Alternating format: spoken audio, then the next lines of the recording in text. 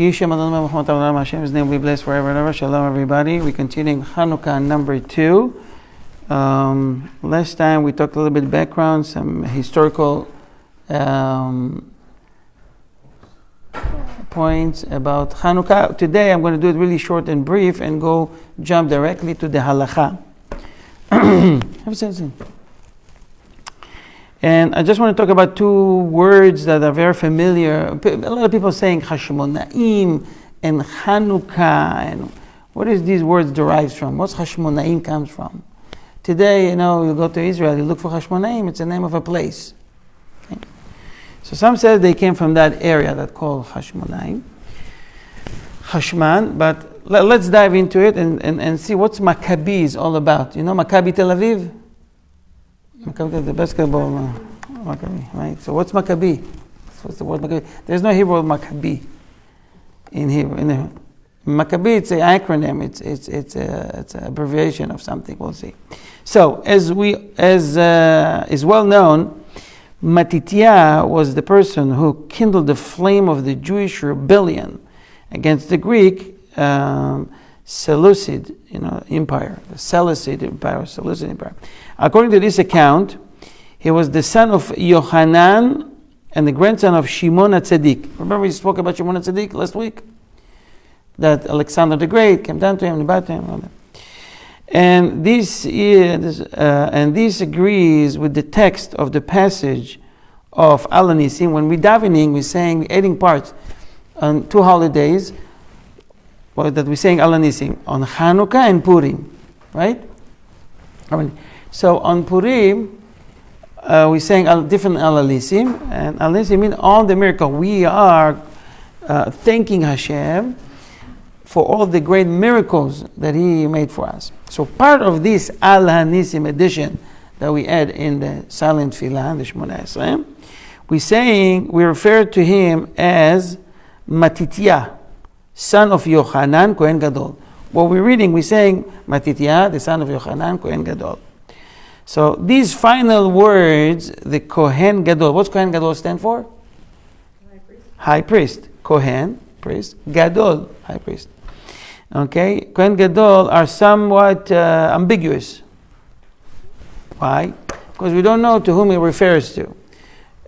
Was Matityahu himself the Kohen Gadol, or was it only his father, Yohanan, who was the Kohen Gadol?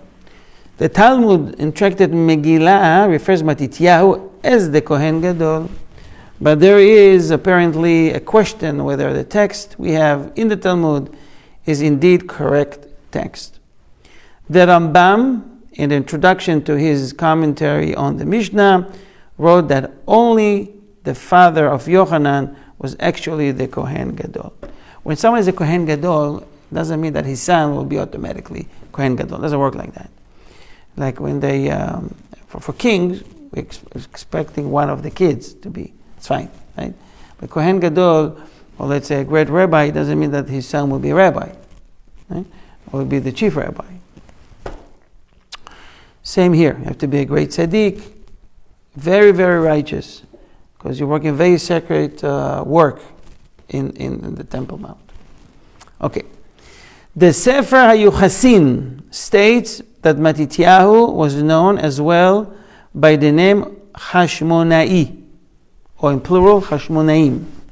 This name suggests that he was regarded as a prince among men. Hashmonaim come from the word Hashman. Hashman is like a cardinal. Cardinal is Hashman. If you put it in the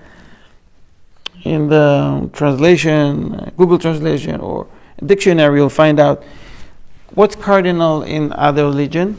It means someone that high authority, right? So that's the name they gave him. This name suggested that he was Todah. Take a shkoyach godol. This name that he suggested, he was regarded as a prince among men. As we find in the verse in Tehillim, princes Hashmonaim will come from Egypt. Others interpret the name to mean that he and his family, hailed from the city of Hashmon. I told you today it's on the way to Yerushalayim. It's in between Tel Aviv and Yerushalayim. That's what that way, okay? Others, okay, Hashmon. Mentioned in the Sefer of Yoshua, chapter 15. We read it when we learned the book of Yoshua. According to this interpretation, Hashmon was a birthplace of Shimon HaTzadik, and he was the one called Hashmonaim. And his descendants were called the household of Hashmonaim after him. That's it. One last part to discuss about the names. Matityahu was blessed with 5 sons. Who knows the sons of Matityahu? What were their names? They were able to defeat the entire Seleucid Greeks empire with the guerrilla attacks. They drive them crazy. Killing them, sneaking to their camps, killing them at night where they were sleeping. Was one of their names Ronen? Thank you. That was Shimon. No, what was their name? Okay, so 5 sons: Yehuda, Shimon, Yochanan, Yonatan, and Elazar. These 5 and their descendants were known to the people as the Hashmonaim. Okay? As military commanders, they carried a banner displaying the letters Maccabee. Mem, Kaf, Bet, Yud. Maccabee. On the flag. What's on the Sefers and them suggested that these letters are the acronym for the verse Mi Kamocha Ba'elim Hashem. Every letter Mi Kamocha Ba'elim Hashem. So the acronym is Maccabee. Who among the mighty can compare to you? That's the meaning of it. Hashem, compared to you, Hashem. Harav Moshe Sofer, in his Khatam Sofer book and his glosses of Shulchan Aruch, suggested that the letters of Matityahu Kohen ben Yochanan. Okay, that's another suggestion. Okay, I think we're going to stop here and let's dive to some questions about the Hanukkah. Hanukkah is going to be, Shalom Aleichem. Hanukkah is going to be Be'ezrat Hashem in how long? Less than 3 weeks. Baruch atah Adonai Eloheinu melech haolam shehakol nihya bidbaro.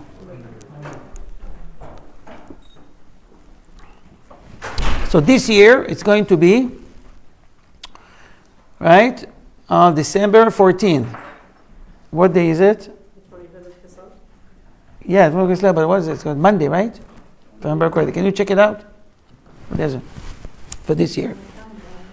Well, exactly. We have a calendar. It's a Sunday night. Sunday night. Okay, so it's Monday actually. Sunday night is already Monday. Okay, so Sunday. And how long Hanukkah lasts for? 8 days. I don't see from here. Can you speak up? 8 days. 8 days. Okay. And in Israel and outside of Israel? 8. Huh?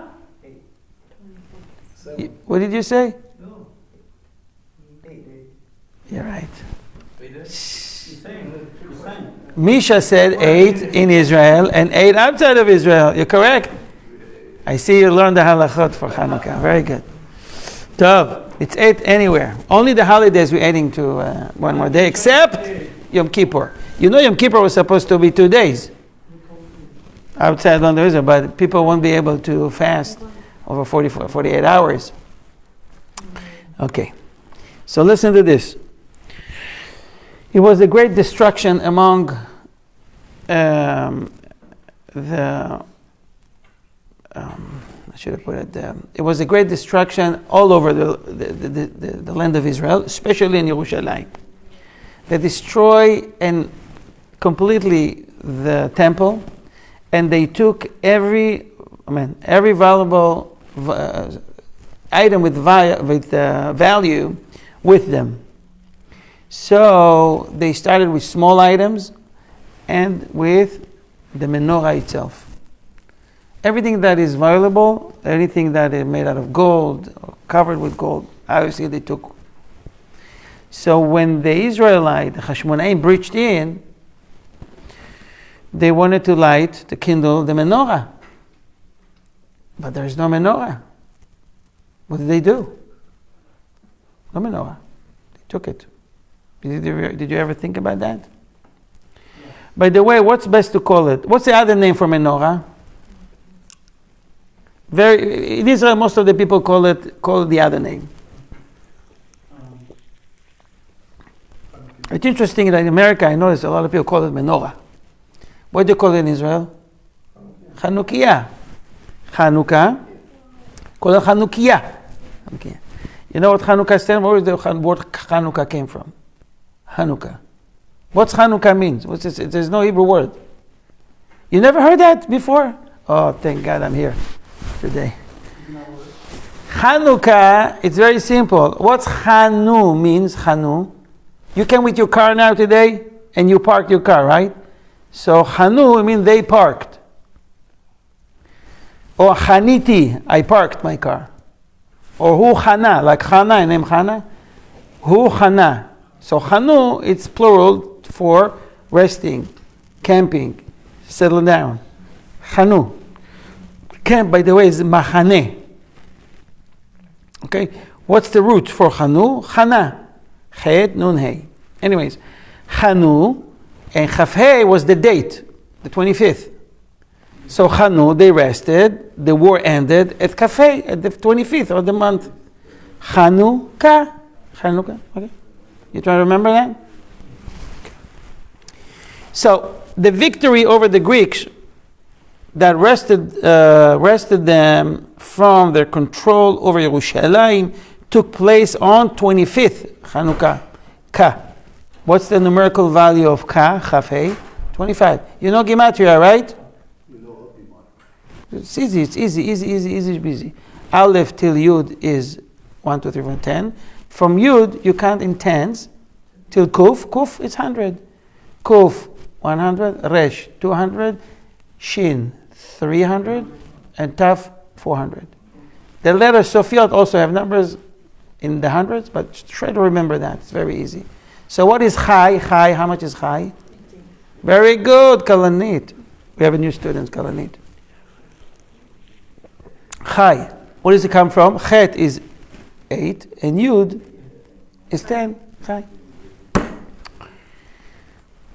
What is the meaning of the word Chai in Hebrew?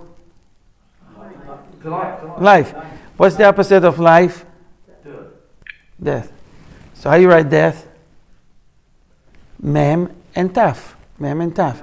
It's 40 and 400. 440. Once it was that. Says Chai. So Rabbi says, I wish he will donate met. It will be much greater. Met like that. That is 440 verses 18. Anyways, so the victorious Kohanim returned to the Beit HaMikdash to resume their sacred service. But they found not more than 1 flask of oil suitable for kindling the menorah. Why? Because they knew anything they touch, open, the Jews won't be able to use. How did they know? They knew Jewish halacha? No, someone gave them advice. Who gave them advice? Remember the guy we read about last week? Another Jew. He told them what to do, how to do, what to attack first, what to do in order to disgrace Hashem's name and His temple, all that. Unfortunately, it's always the Jews that are messing up for the Jews. No, so they opened all the sealed containers. One was hidden, they didn't touch. This was the only one that they could use. So technically, they will last for 1 day. It was supposed to last for 24 hours. But miraculously, it lasts for 8 days. It's against nature. Till they were able to travel to a special spot, place in Eretz Israel, and to start the whole to do the process with squeezing the olive. And you know, the process was not like you're doing today. You're making oil today. How you produce oil today from olives? In a presser, right? And there's few levels for it, right? Some it's cold press, some for food grade.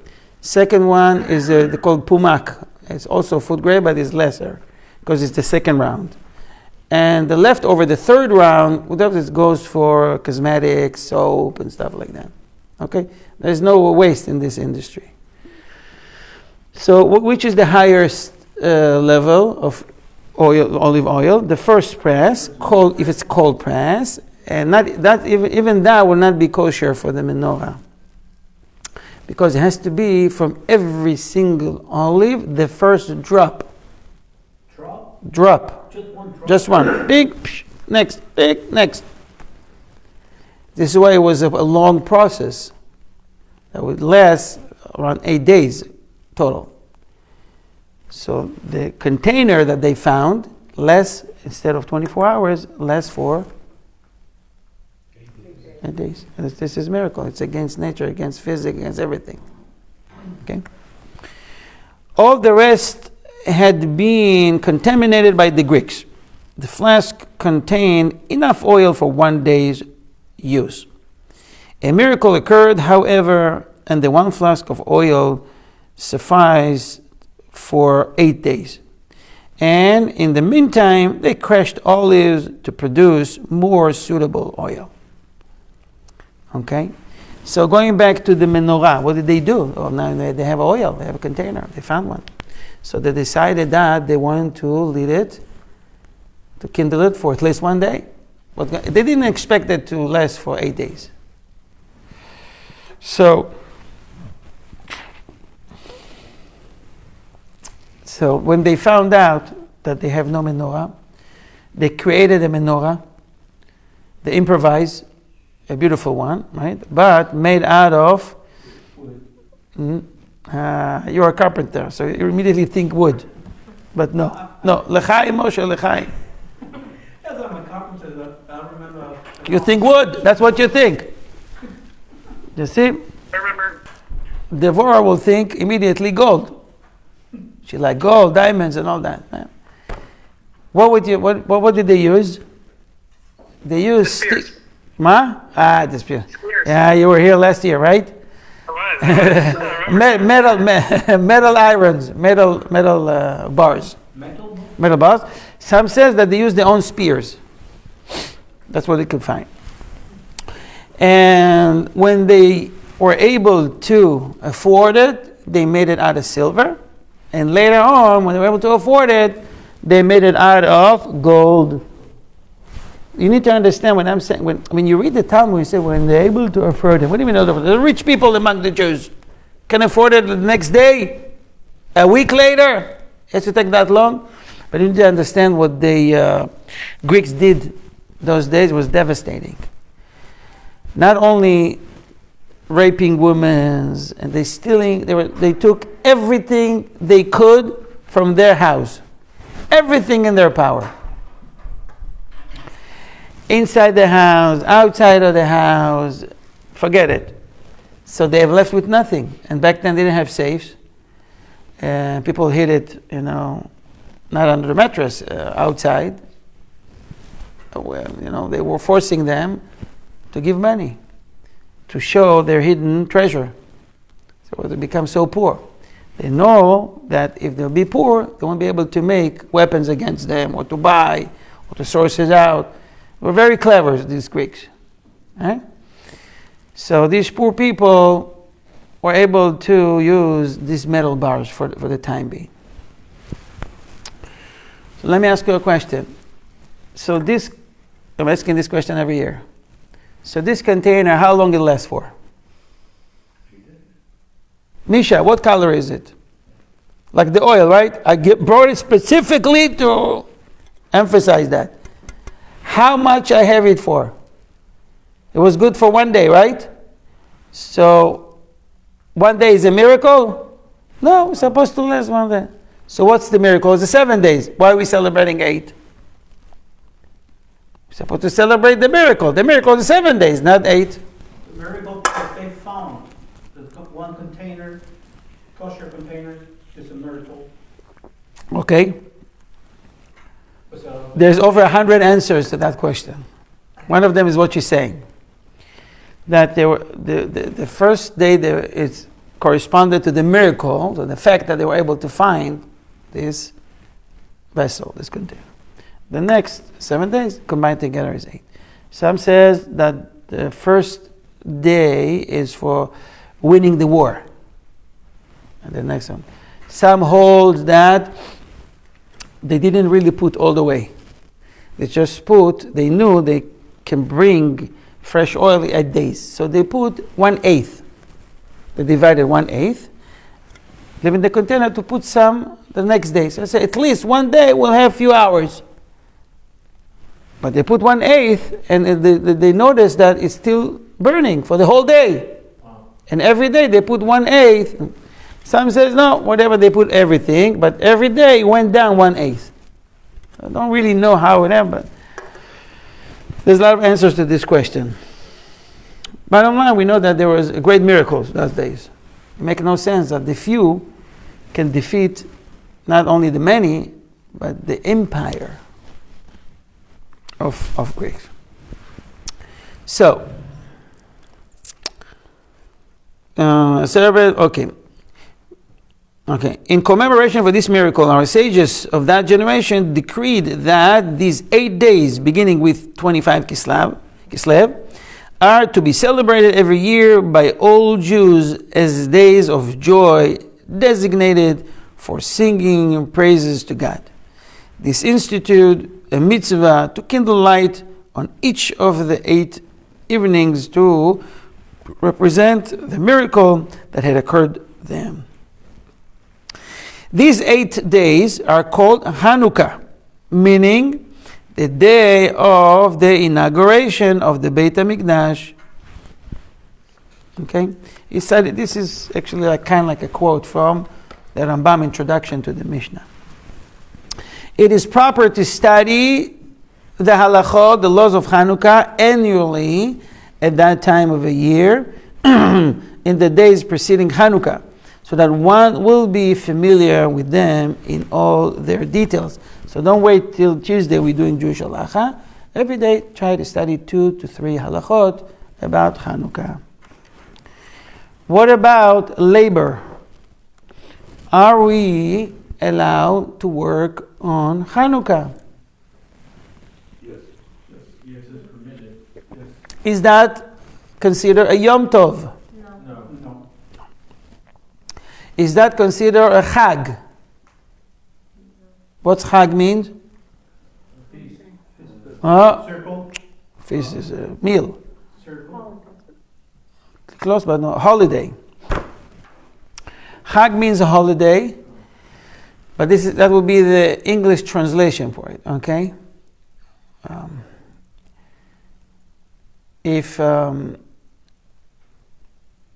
I'll make it short so you remember. According to the Torah, and you'll see it also in the Halakha, only 3 holidays, 3 Chagim we have during the year are called Chag. 3 Chagim called Chag. All the other special days are not called Chagim. Nonetheless, today in Hebrew we call it Chag Rosh Hashanah, Chag Purim. Even songs, Chag Purim, Chag Gadol HaYeladim. But in the halacha you won't find. You'll find it as Yemei HaPurim, the days of Yemei HaChanukah, Yemei HaChanukah, Chanukah Mikdasheinu. Right? So, if you want to go by the book, all right, you call only 3 holidays Chag. As it states in the Tanakh, Shalosh Pe'amim Bashana, 3 times a year, Tahoguli. Celebrate me. Pesach.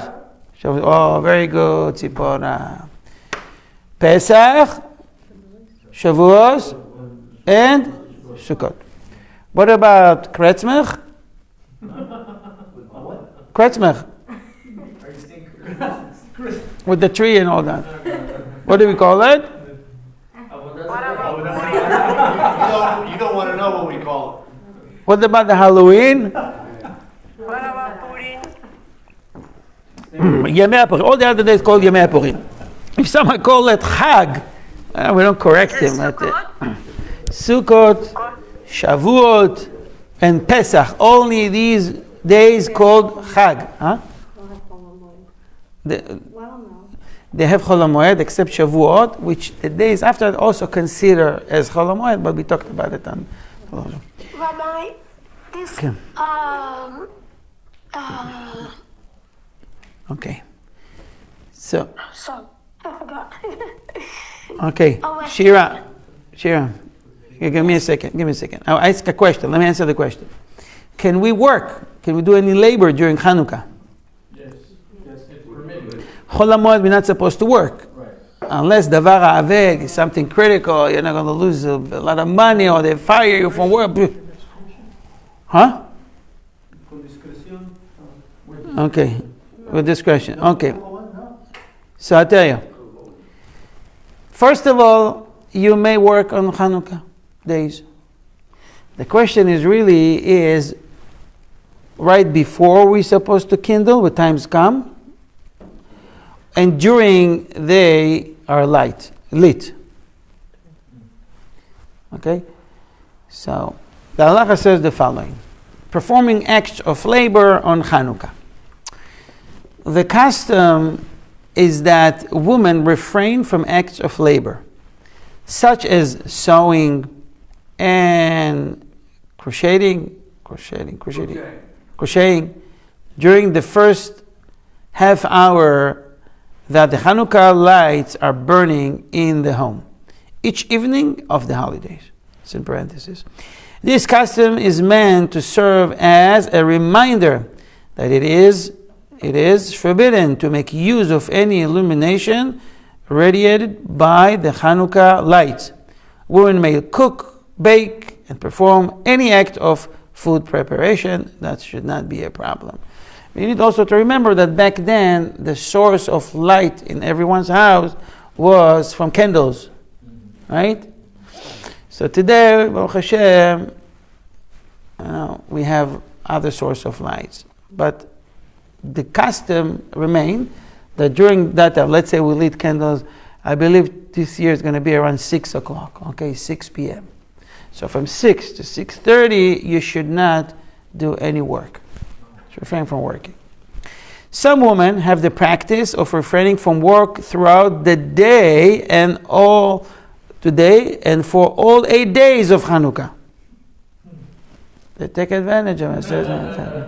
Not supposed to work. I'm the Machmir, the strict, Rabbeinu Tam, and Rabbeinu Akiva, and Rabbeinu this and that. They're not working.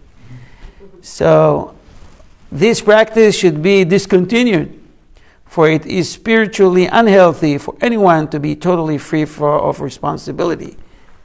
Okay? Some even, anyways. Loafing can bring one to sin. Indeed, loafing itself is sinful. I mean, someone that is staying at home, watching TV all day, and not keeping himself busy, that's going to bring you to sin. You got to keep yourself busy. But whatever you do, whatever responsibility, keep yourself busy. You see people that retired, many of them, what they do, they volunteering. In Israel, it's very common that you see a whole place of people volunteering in hospitals and in clubs and like JCC, in schools, and they're volunteering for a few hours every day to keep themselves busy for years. Even, right? I said also they don't die faster. Right? As long as you keep yourself busy, it's a good remedy for a long life. Okay? As they're saying, what's the purpose in life? The purpose in life is to have purpose. Even so, some poskim suggested that women avoid strenuous labor, such as spinning thread or laundering clothes during the days of Hanukkah, or at least to avoid it in the first and 8th days. These restrictions apply to women only. There is no custom whatsoever for men to refrain from any sort of labor during Hanukkah. Okay. The next thing is usually I skip it, but I decided this year I'm going to discuss it because it's important. We can learn a lot from it. talking about mourning, eulogizing, and fasting during the days of Hanukkah. So remember, these days are days of joy. We're not supposed to mourn. It's a day we're saying Hallel and the Tefillah every day, right? So, what if this is the yahrzeit of one of the parents, and you have to go? Usually in the yahrzeit, a person would go to the cemetery during the year. You have to go to the cemetery. You light a candle. People have the custom to clean up the gravestone, right? They come home. They do maybe a Torah learning for the sake of the neshama. Kaddish. What about a case that someone passed during Hanukkah days? Usually when people goes to the cemetery, it brings a lot of crying and tears. They remember. Yeah? It's a very emotional time. Are you supposed to do that in the days of joy? So let's see what the Allah has to say about that. Since our sages decreed that the days of Hanukkah are days of joy and thanksgiving, see, this is our thanksgiving. It is improper on Hanukkah to eulogize someone who has passed away, even if he died on Hanukkah. It is, however, permissible to eulogize a Torah scholar, but even then, only in the presence of his body. This applies to any Torah scholars whose contemporaries consider him a Talmid Chacham. I mean, if they have the title of a great scholar, like myself. Okay? Thank you. I'm just kidding. I'm so far away from them. I wish. It's a wishful thinking. Okay. Someone who devoted his life to teaching Torah to school children. So you have a melamed. Someone, Torah Day School, or Akiba, or any other Jewish school. Is he considered a Talmid Chacham? Someone who devoted his life to teaching Torah to school children and who studied Torah on a daily basis has the status of a Torah scholar who may be eulogized in his body presence even on Hanukkah.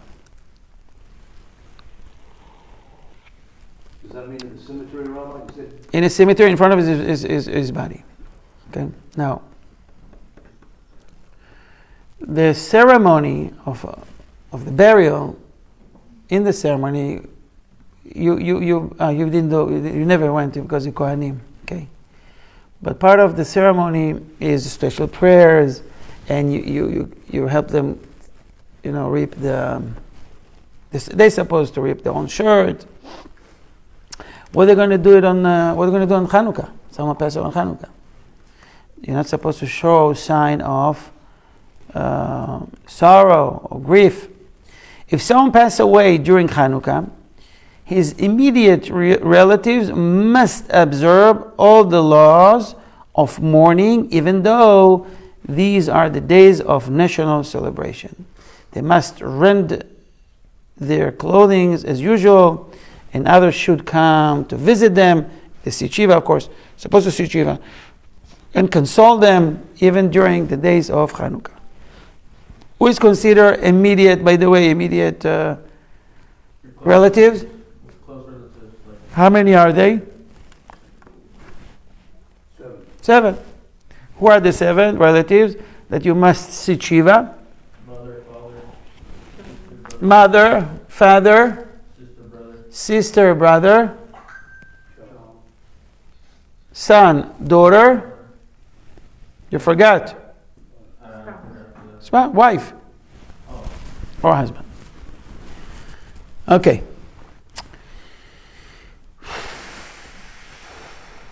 Now listen to this. It is common custom to visit the grave of relative at the end of the first week of mourning, and again at the end of the first month of mourning. Some have the custom even at the end of the year. So 7, 30, 12. 7 days, 30 days, and 12 months. Okay? This custom is cited in the Shulchan Aruch. Nevertheless, one should not visit the grave during the 8th days of Hanukkah, and certainly not on Rosh Chodesh, since a visit to the grave is likely to bring the relatives to tears and sobbing. The family should postpone visiting the grave until after Hanukkah. You said Rosh Chodesh. What if the person passed away on Rosh Chodesh? If the birthday is on Rosh Chodesh, so first of all, you have to follow the Jewish date, not the English date. Okay? So fine. If it falls on Rosh Chodesh, you go the day after. You come to Israel, you see the cemetery, a lot of people coming right after Hanukkah. You have to compensate for the day they didn't show up. Remember, we learn according to the Zohar, according to Kabbalah, it's not a place to be at all. If you don't have to be there, you're not supposed to be there. Especially a woman should not go under any circumstances to the cemetery. They can come maybe close from a distance, not inside. It's not good for them. Okay.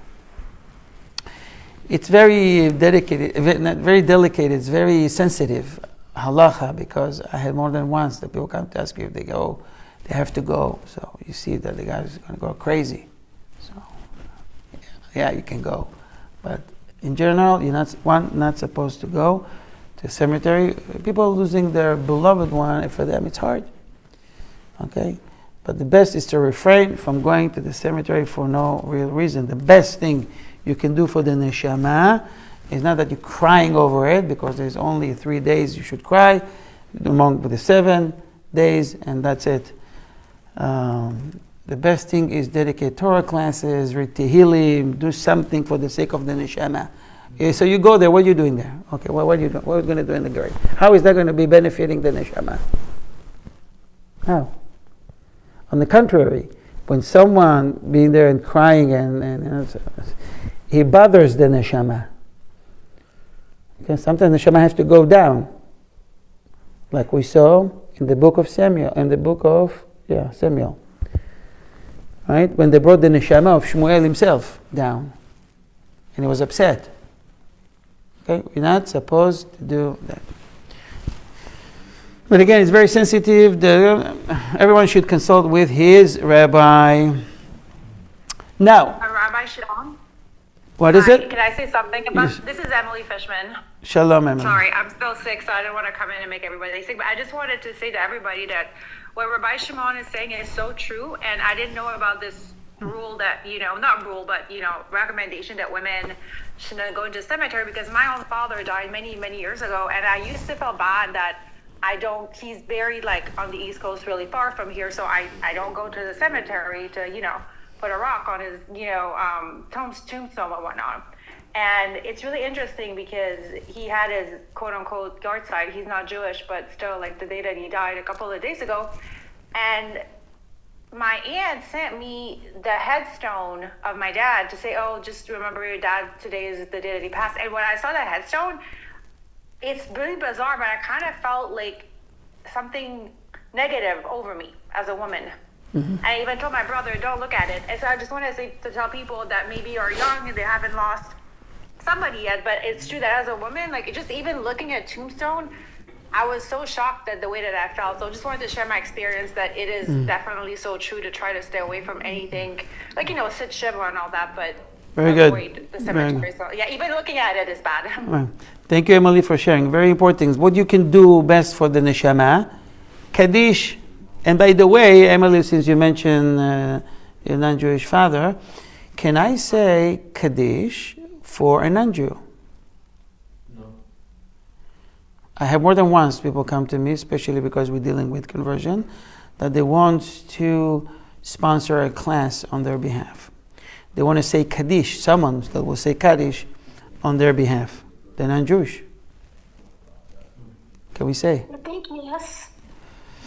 So the answer is, according to Chacham Ovadia Yosef, yes, and it's even a mitzvah. Under one condition, that I think we did something for your father or his father the other day, something a long time ago. Anyways, is under one condition that this person really loved the Jewish people. He was not against them, and that even if he was Christian, he was Muslim, but if we can save his soul for someone that, he grew up like that, you can't blame him. So it's a mitzvah to say Kaddish for him. And some community hold that you can do, but quietly. Not make a big fuss out of it, a big deal out of it. Just do it. And the best thing is to dedicate a Torah class on their behalf. So I forgot to mention that, this Torah class is for refuah shelema and speedy recovery for everybody, especially those who couldn't make it to the class because they are sick. May Hashem send you refuah shelema, amen. Okay, so, we have a few more minutes.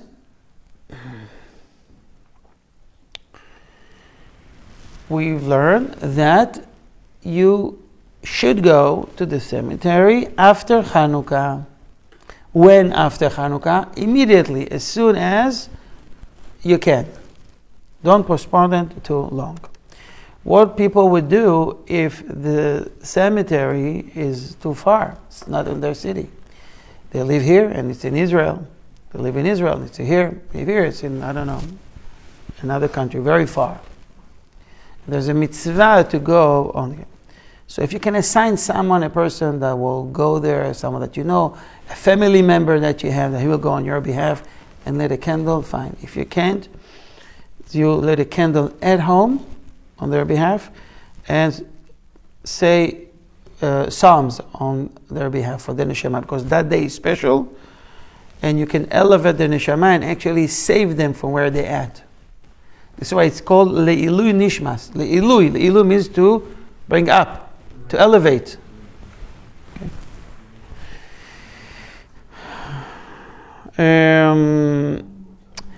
So one says, Rabbi, the 30th of the morning after the burial is on Hanukkah. He passed away a month ago. Today is Hanukkah. Today is the 30th day. Can we do a special seudah, a special mitzvah seudah for their behalf? So the halacha says, if the end of the first month of mourning over a deceased relative occurs on Hanukkah, it is permissible to mark the occasion with a special meal and a Torah study session. It's not just eating and drinking. If you see the people around you won't say bracha, blessing before after, it's better don't do it, because they're sinning. What they do? Right. Remember, I told you the other day I was in the cemetery. We were burying one of a community member here in Dallas, and I saw a group of Yid on another part. So I asked someone, said, "Why are they not here?" I said, "Oh, this is it's divided by shuls." And this one belongs to Temple Emmanuel. They are reforms, right? Yeah, right? So I was curious. After that, I wanted to see what they have a lot of speakers. So they spoke, and I was there to listen. And one of she was buried her husband, and she said about how nice he was. When she was hungry, he was going even very late to get her cheeseburger from McDonald's. I'm thinking to myself, why she said something like that? I mean, she said he was delivering non-kosher food. But then in my head, I'm thinking, they don't know. It's a shame. But when you hear that as an Orthodox, you think it's not good. So when we're already saying, telling stories about the deceased, at least try to find something, they did chesed, they did mitzvah, they did tzedakah, it was a good man. It's good. It's good for everybody. But he was driving on Shabbat beautifully on the special car for Shabbat. All right. So the speakers may deliver inspiring lectures, which includes Torah thoughts on behalf of the soul of the departed, but they may not eulogize him in a manner that might bring the family members to cry. So there is no point to do seudah for the sake of eating. You do seudah, make sure they do blessing before and after. If you know it's going to be too much of a trouble, so don't bring bread. Bring something easy to say bracha for. shehakol, some fruit, some cookies. Yeah. Because if you bring bread, they have to wash, the hamotzi, and at the end, the brikat hamazon. It could be sometimes too much for people, they mess it up. So keep it simple. Make sense? Let's go. Yes. Do we do Shir Malos on Birchas Hamazon during Hanukkah? Shira Ma'alot? Yeah. Absolutely. It's a Ashkenazi custom. Shira Ma'alos Beshovan. Yeah, it's a Ashkenazi custom. You can definitely do that. Our schools, different interests say different things. And some of them says like on a festival or a quote special occasion or something. So they always interested. How do you find I tell you, and the Ashkenazim have a lot of minhagim, a lot of customs. I'm telling you, even among the Ashkenazi community, there's a lot of customs. They omit one part and they add another one and they skip this. And even the Ashkenazi Sidurim, there's Ashkenaz and there's Sfard. Kind of like, so there, you see the differences. Even the color are different, right? Ashkenazi is more light and the Sfard is blackish. So just follow your custom. Okay. Okay, 5 more minutes. So, listen to this. Some people, because they don't know the halakha, they do something wrong. Okay, the practice of refraining from reciting Kaddish on behalf of one's recently departed parent during the 8 days or the days of Hanukkah is potentially, it's incorrect. Some say, why you don't say Kaddish? Oh no, it's Hanukkah now. I skip Kaddish for 8 days. Why are you skipping Kaddish? You're in the Shema of your parents suffering. Say Kaddish. No, it's a Hanukkah, it's a day of joy. You have to learn the halakha. If someone has this practice, others should attempt to convince him to change his custom. Some people have the custom, I don't know if you know that, to fast on the yahrzeit. Okay, of a parent. They fast during the day and they eat just after nightfall. Okay? Now, it's a good custom. You know, there is no mitzvah in the Torah to eat during the week. Just so you know. So they fast, they dedicate the day with Torah learning something, so they say Tehillim, it's all good, fine. What if the yahrzeit is on Hanukkah and he wants to fast? So he wants to be like he did for his mother. But his mother didn't die, didn't pass away during Hanukkah. His father passed away. Now halacha says, oh, sorry, I didn't finish with the Kaddish. They attempt to change his custom. If they can't accomplish this with gentle persuasion, they should hit him up. No, I'm kidding. They should do so. But if he refuses to listen, he should be allowed to continue as he wishes. That is preferable to angering him and creating a mess. What about the guy that didn't want to, he wants to fast, but it's Hanukkah. It is forbidden to fast during Hanukkah. Therefore, if the yahrzeit of someone's parent is on Hanukkah, he may not fast on that day. Instead, he may fast on the day before Hanukkah. There is no prohibition against fasting on the day before or the day after Hanukkah. Just you have kavanah. You have intention that you do it for the sake of that neshama. It's all good. As long as we follow the halacha, we are benefiting the neshama of the deceased. I'm doing it for the sake of that. It's all good. Baruch Hashem. 2 more halakhot.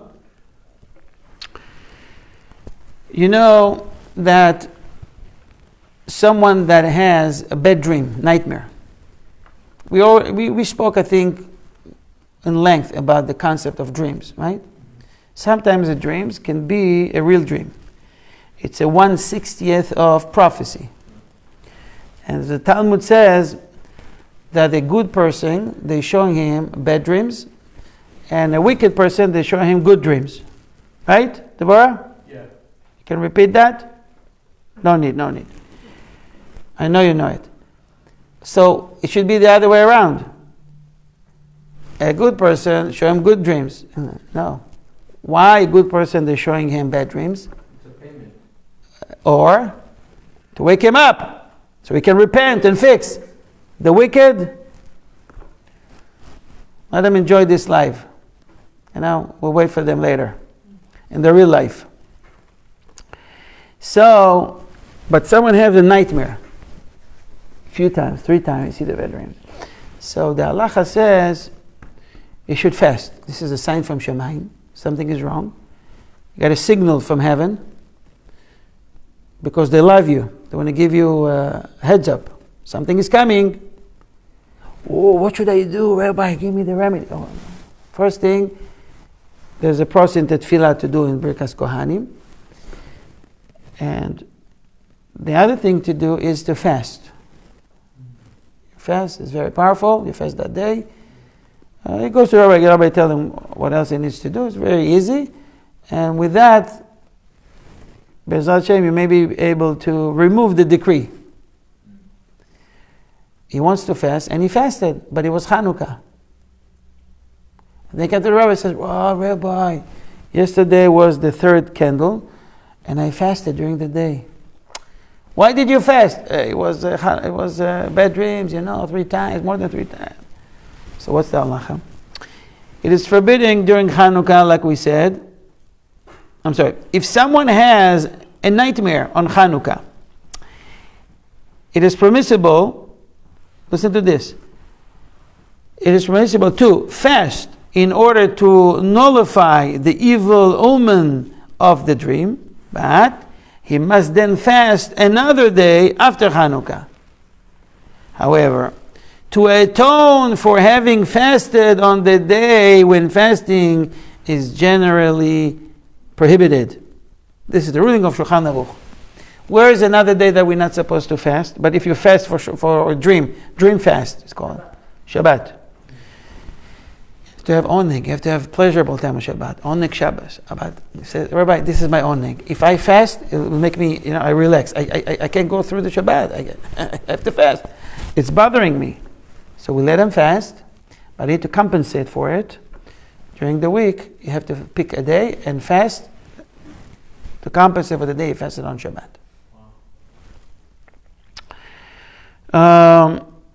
Be'ezrat Hashem, we will talk next time about food on Hanukkah. Can we have a mitzvah seudah? What's the deal with donuts? Today, you see, you have donuts the whole year round, right? All year round. In Israel, when I grew up, we have Hanukkah. When we saw donuts, we know Hanukkah is around the corner.